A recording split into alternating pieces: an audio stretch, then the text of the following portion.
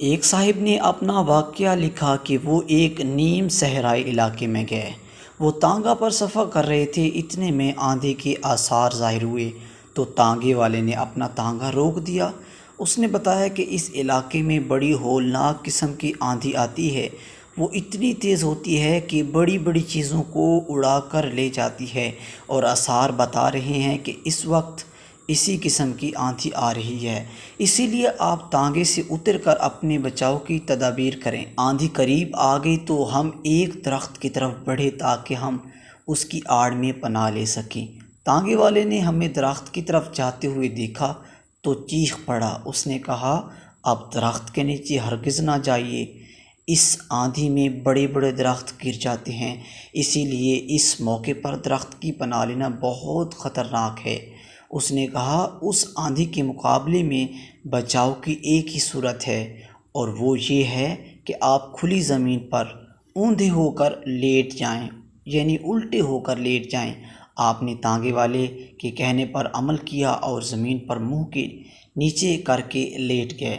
आंधी आई और बहुत ज़ोर के साथ आई। वो बहुत से दरख्तों और टीलों तक को उड़ा कर ले गई, लेकिन ये सारा तूफ़ान हमारे ऊपर से गुज़र रहा और ज़मीन की सतह पर हम महफूज पड़े रहे। कुछ देर के बाद जब आंधी का ज़ोर ख़त्म हुआ तो हम उठ गए।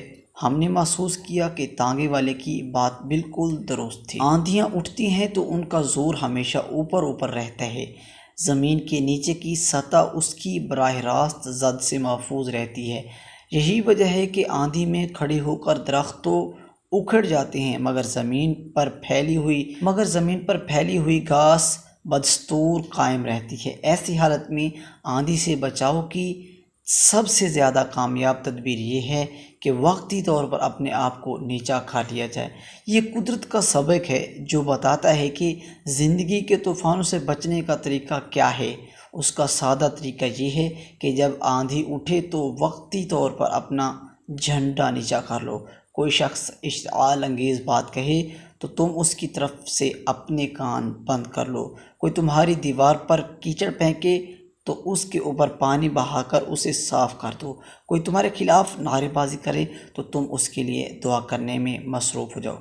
इस तरह की लेटेस्ट और वैल्यूएबल वीडियो जानने के लिए हमारे चैनल AD News 387 को सब्सक्राइब कर दीजिए।